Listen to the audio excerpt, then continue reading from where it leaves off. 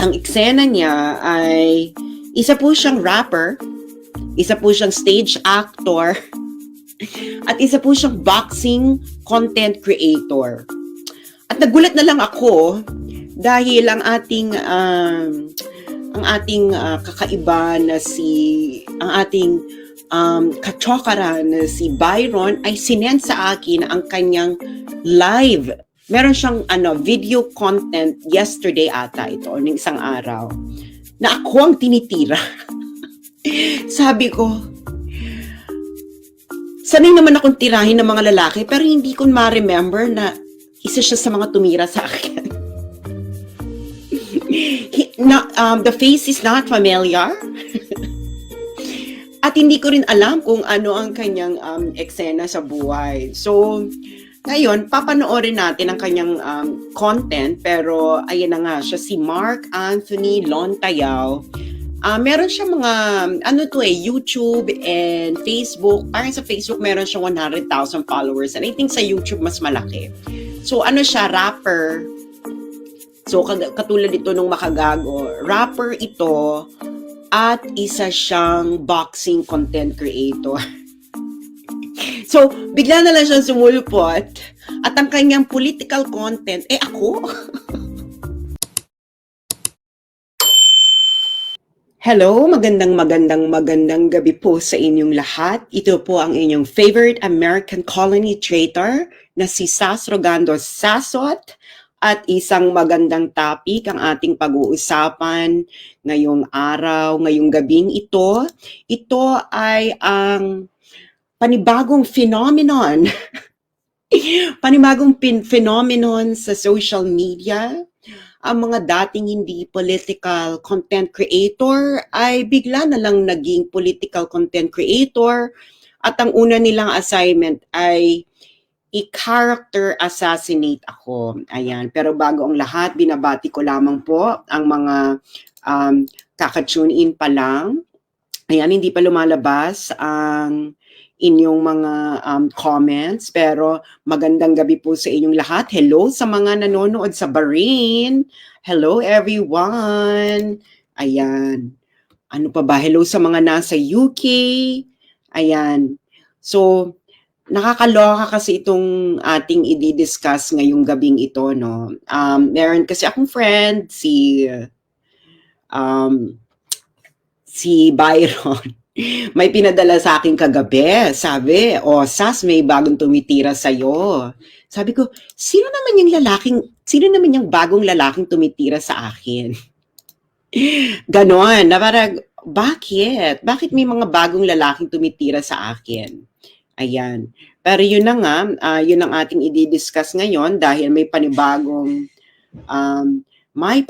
tayong kaeksenahan na nagaganap sa social media. ang mga dating hindi political content creator ay naging political content creator all of a sudden. Ngayong 2024, ayan. Isa lang yung sasampulan muna natin ngayong 2024, no? At sana magtanda yung mga gustong sabihin na natin ang mga nangangailangan nating mga kababayan. Ang mga nangangailangan nating mga kababayan na dating mga iba ang kanilang content at bigla sila naging political content creator at ginawa nila ito para sila ay mabayaran dahil sila ay nangangailangan. So, ang ating sasampulan, no? Ang ating sasampulan ngayong gabing ito ay walang iba kundi sino ba to? Ayan. Si Mark Anthony Lontayao. Si Mark Anthony Lontayao po na isang according sa kanyang Facebook page ay isa siyang rapper, at isa siyang boxing announcer. Ayan, noong 2021 siya ang tinaguriang The Silver Voice. Ayan, The Silver Voice, si Mark Anthony Lontayao. At Ang eksena niya ay isa po siyang rapper, isa po siyang stage actor, at isa po siyang boxing content creator. At nagulat na lang ako dahil ang ating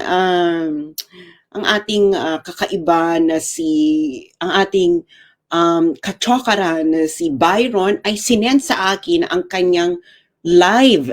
Meron siyang video content yesterday ata ito o ng isang araw na ako ang tinitira. Sabi ko,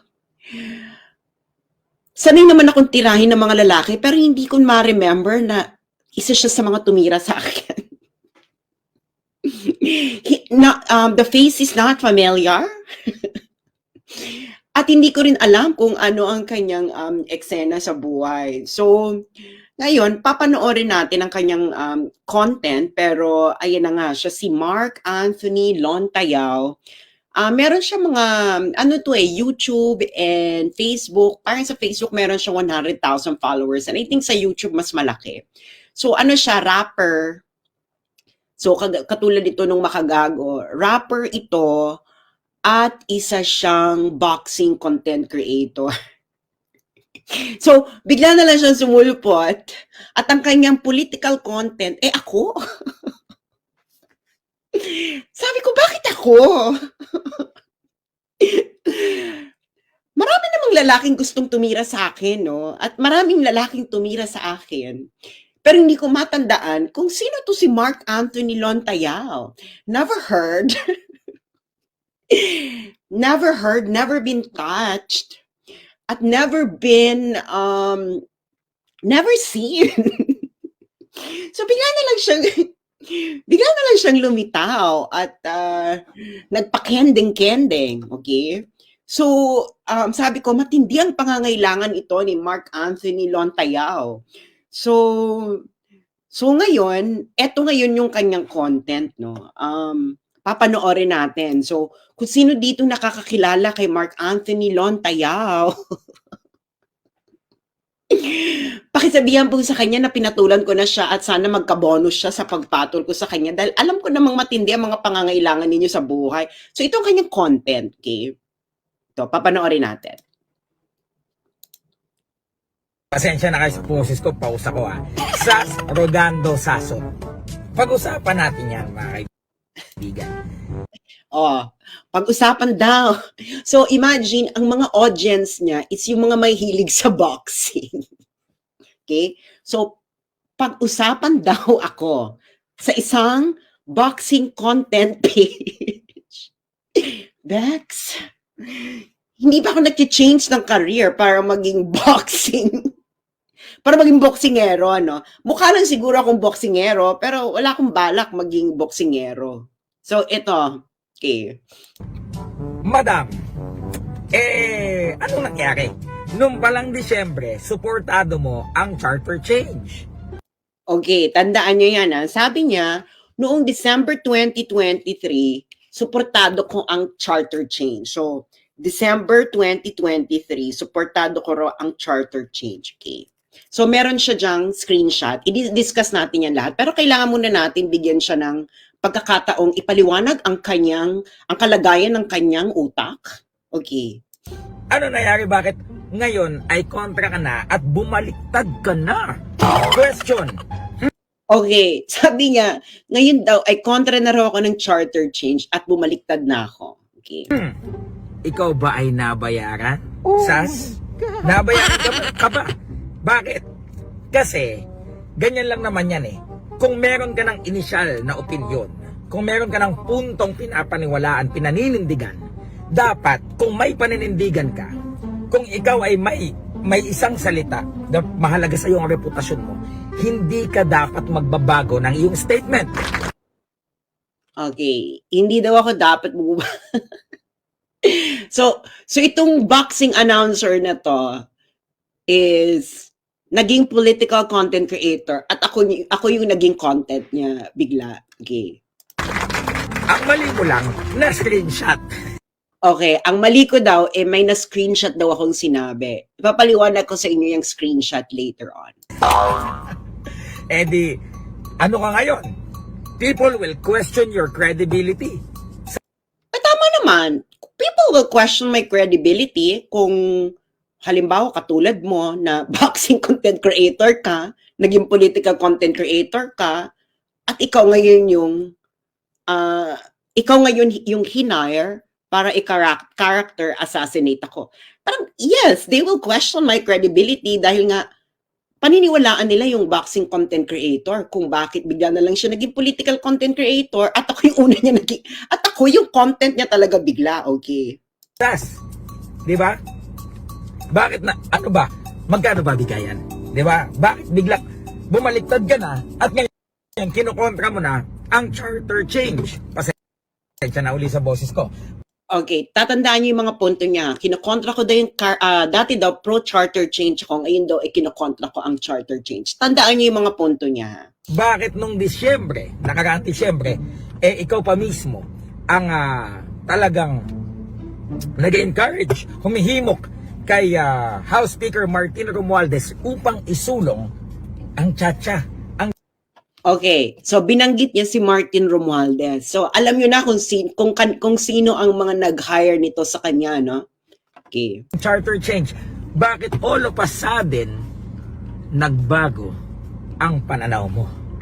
Hindi kaya sabi nga ng tropa mong si Banat Bay, hindi kaya isa ka ng jukebox na kapag hindi ka nahulugan ay hindi ka kakanta, di ba?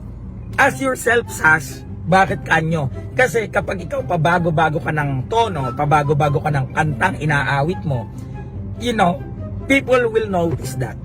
Ano ang magiging resulta niyan? It will affect your credibility.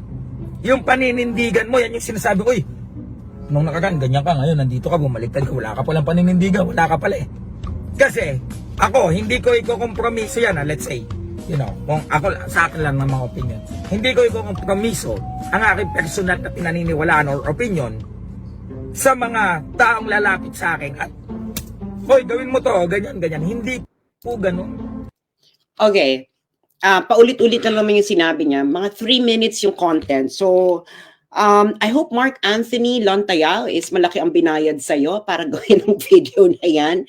Dahil, pag tumanda ang mga anak mo, sana mapanood nila ito at para malaman nila kung gaano kaobobs ang kanilang padre de pamilya. Okay. Mark Anthony Lontayal. Again, Mark Anthony Lontayal na isang boxing announcer. Hindi ako nagpabago-bago ng isip. Actually, ikaw ang biglang nagbago ng content. From boxing, naging political content ka at ako naging content mo. So, dapat ipaliwanag mo yan sa iyong mga readers kung bakit bigla kang nag-focus sa charter change. Tiningnan ko ang Facebook content mo at YouTube content mo. Ni minsan, wala kang content na nagpapaliwanag kung ano ang charter change. So, bakit bigla ngayon on the rescue ka kay Martin Romualdez? Ano ka ba? Boksingero ba si Martin Romualdez? Kaya ngayon ay ikaw ay sumulpot at para i-character assassinate ako, Mark Anthony Lontayal, na isang boxing announcer. Ngayon, Mark Anthony, itong isa mong pagkakamali, iho, makinig ka ha, bibigyan kita ng pointers kung paano maging political blogger para naman kung gusto mo talagang mag-shift ng career from boxing content blogger to political blogger, magkaroon ka naman ng magandang content in the future at hindi yung nagbabasa ka lang ng script na binibigay sa'yo. Okay? Okay. Ito yang, pupunta tayo dyan sa screenshot mo na pinakita, na hindi mo binasa dahil I'm pretty sure na mababa ang reading comprehension mo dahil nga, I don't know, nagtapos ka ba ng pag-aaral, Mark Anthony? Okay. Ito yung content, ito yung sinasabi nila na screenshot. Tuwang-tuwa sila na screenshot nila to. Ang tagal na mo mag- Okay. So, ito raw yung screenshot. Okay. So, nung December 13, 2023, yung screenshot na pinapakita nila. Sabi ko, if the constitutional reform agenda of the House that will be pushing for will include shift to parliamentary system, I am all for it. Tatagalugin ko sa'yo, Mark Anthony Lontayao. Okay? Kasi parang hindi ka marunong magbasa. So baka naman siguro pag tinagalog ko to, Mark Anthony Lontayao, ay maiintindihan mo na siya.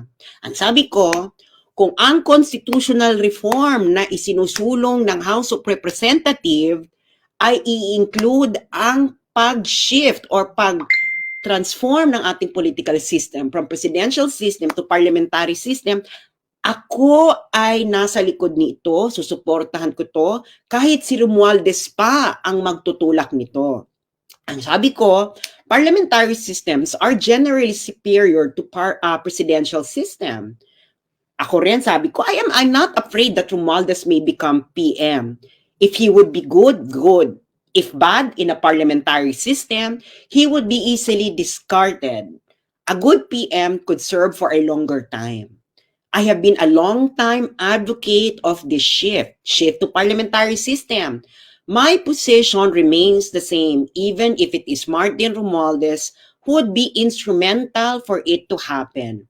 I won't definitely campaign for his party, if ever, but would applaud him if he made this happen. Gawin mo na, Martin. That would be your saving grace. Use your power to do this necessary change. That would be your legacy at hindi itong power tripping mo. Okay, so hindi ko maintindihan kung bakit ako nagbago ng pananaw. Ano bang pinago kong pananaw? 2 days ago, ito yung sinabi ko. I am an ardent supporter of constitutional reform.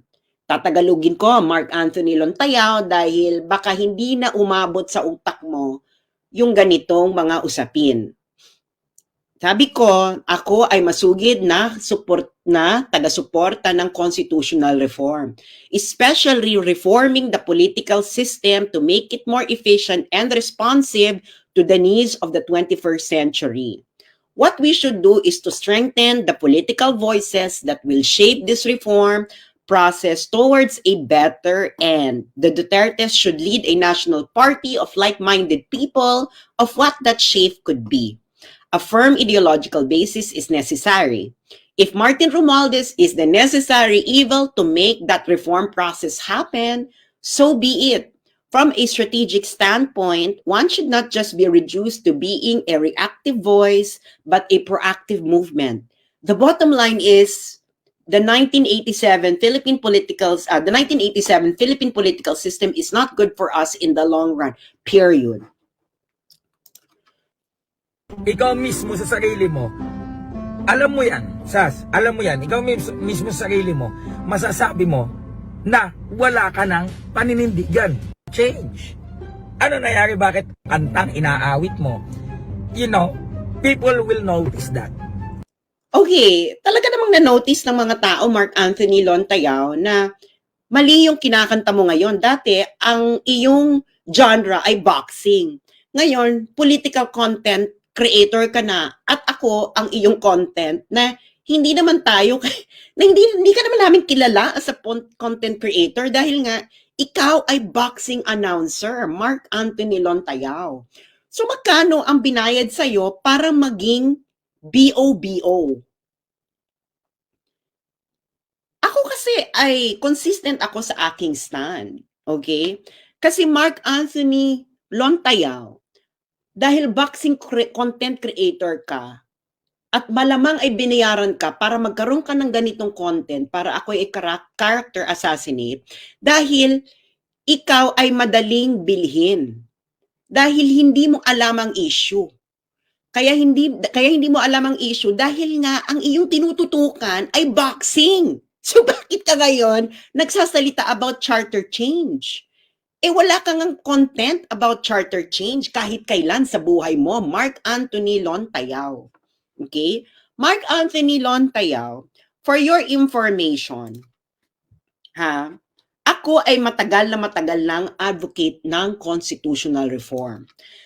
Actually, noong ako'y nakatira pa sa The Hague, Netherlands, noong March 2017, using my own money, kami ay nag-host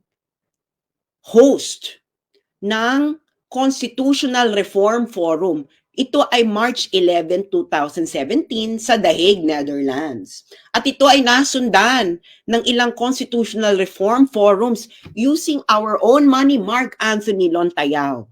Okay? Para i-discuss ang constitutional reforms na kailangan ng bansa upang ito ay maging adaptable sa 21st century challenges na sinasabi ko. Ano bang ang mga ito? Federalism, parliamentary system, at ang pagtanggal ng 60-40 restriction sa economic provisions ng Constitution. Wala pong nagbago sa akin, Mark Anthony Lontayao. Ikaw lang ang biglang nagbago ng content from boxing papunta sa akin para ako ay gibain. Ngayon, kung gusto mo naman, pwede naman tayong mag-boxing tayong dalawa. Kaya ko naman yan. Pero, siguraduhin mo na kaya mo ring tapatan ang pagiging political content creator dahil nakakaawa ka. Nakakaawa ang iyong mga anak pag napanood nila ito, makikita nila kung gagaano ka-BO-BO ang kanilang tatay dahil sa matinding pangangailangan. Okay. So, ano pa ba? Noong 2020, nasaan ka, Mark Anthony Lontayao? Noong si Senator Robin Padilla ay nagdi-discuss ng constitutional reform. Ako kasi, Mark Anthony Lontayao, ako ay isang masugid na taga-suporta ng sinusulong ni Senator Robin Padilla. Pero hindi ka naman namin makita noon, Mark Anthony Lontayao, dahil nga, ang content mo ay boxing at rapping. Okay, halimbawa ito, September 8, 2022. Ilang beses ako gumagawa ng content tungkol kung ano ang parliamentary system, pinapaliwanag sa mga taong bayan kung ano ang parliamentary system. Pinaliwanag ko pa ang explanation noon ni Professor Clarita Carlos kung ano ang parliamentary system at kung bakit ito ay mas superior kaysa sa presidential system. 'Di ba? So, pero ikaw, Mark Anthony Lontayao, ang tanong, alam mo ba kung ano ang ibig sabihin ng constitutional reform? Kung ano ang sinusulong na reforma? Yes, I am for constitutional reform. Wala pong nagbago sa akin. No? Kaya itong mga susunod na mabayaran ng House of Representatives para sirain ako ay siguraduhin niyo namang may laman ng utak ng mga binabayaran ninyo. Dahil sablay na sablay.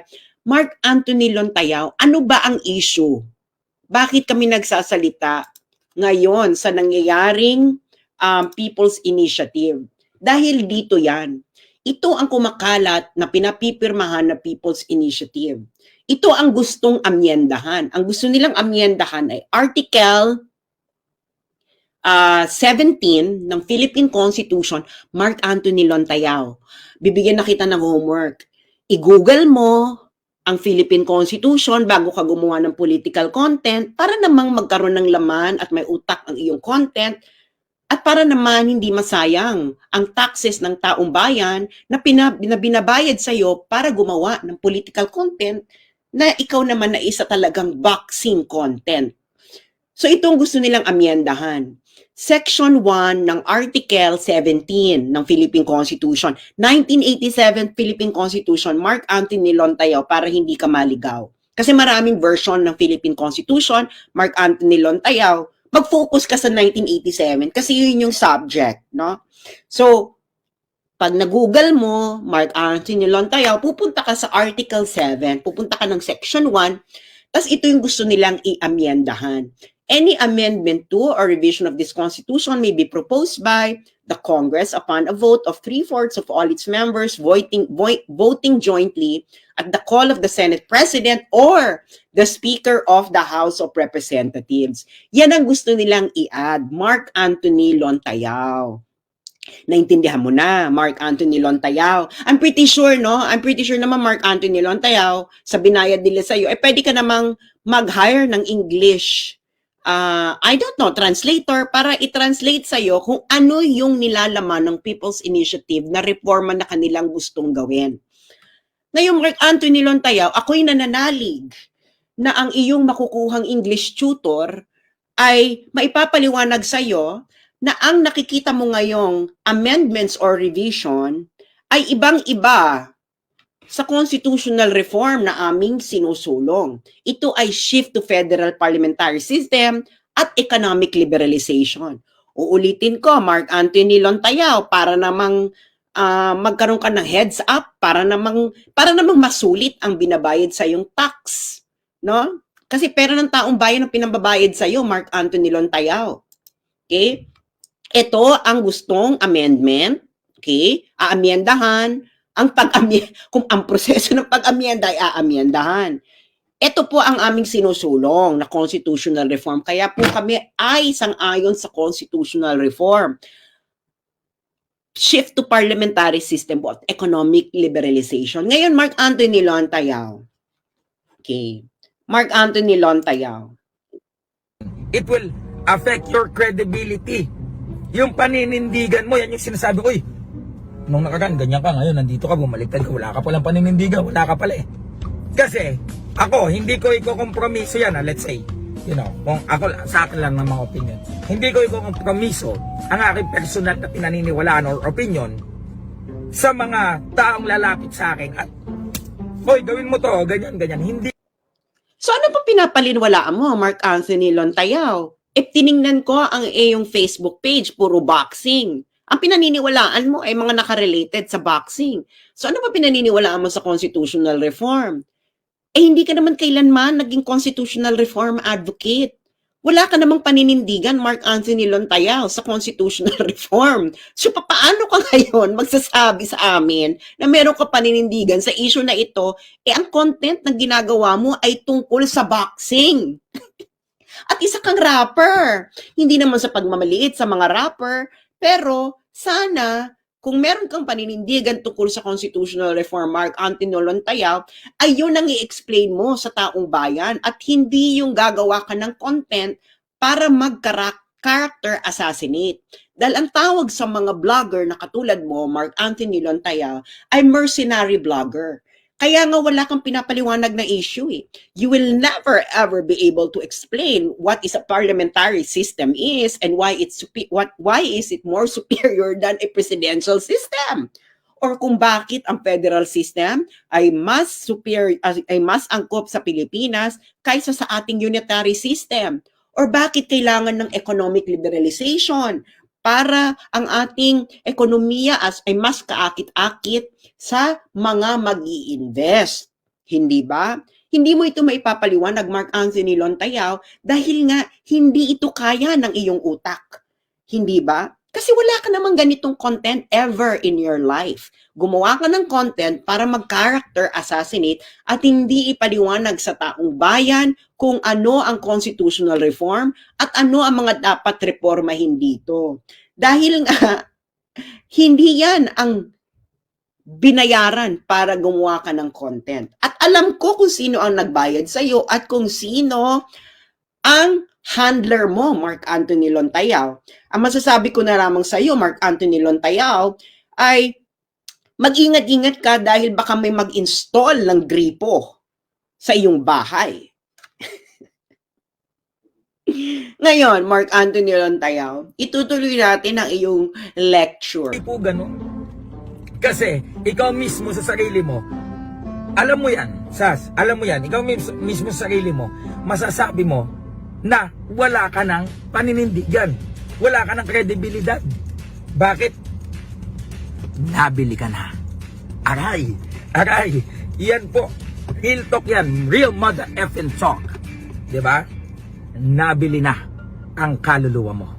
Yun ay kung totoong ikaw ay nabayaran. Ngayon, kung ikaw naman ay itatanggi mo ang mga pagatang na ito, kung hindi ka nabili, bakit bigla na lang nagbago ang statement mo? Yeah.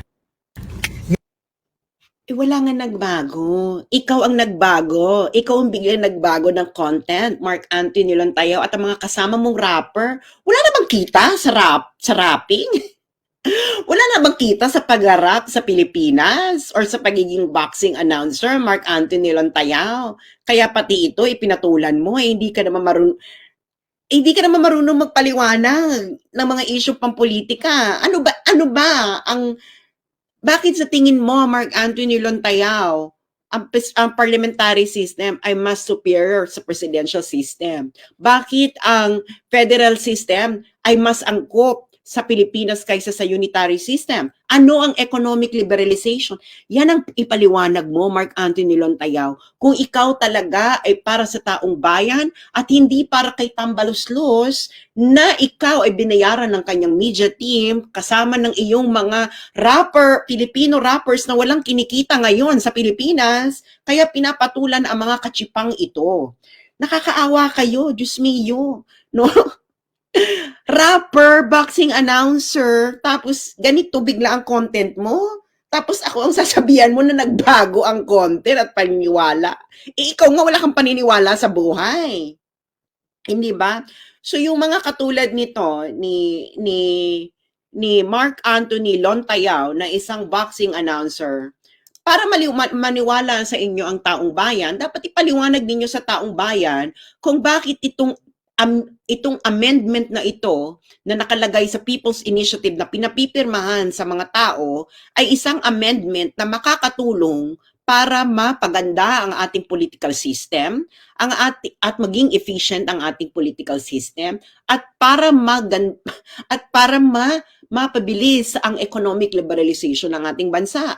Yan dapat ang pinapaliwanag ninyo. Pero mukhang hindi nyo nga ito kayang ipaliwanag dahil baka iba talaga ang intensyon kung bakit ito ang isinusulong na reform at hindi ang reform na matagal na naming sinusuportahan. 2017 pa ako gumagawa ng mga talks para ipaliwanag ito. Kaya ikaw, Mark Anthony Lontayao, at ang mga kasama mong mga rapper na wala nang kinikita sa industriya ng musika ng Pilipino, para maging kapanipaniwala kayo na nag-shift into political blogging, mga ihot-iha, taasan ninyo ang level ng diskurso ninyo. Okay? Taasan ninyo. Ang gawin ninyo ganito, mag-research kayo kung ano ang sinusulong na amendment sa Constitution. Pero bago ang lahat, i-google nyo muna kung ano ibig sabihin ng Constitution at kung ano ang mali sa 1987 Constitution. Dahil kami na talagang constitutional reform advocates, matagal na kaming nagsusulong nito. At hindi namin kayo nakita kahit kailan na nagsalita about constitutional reform.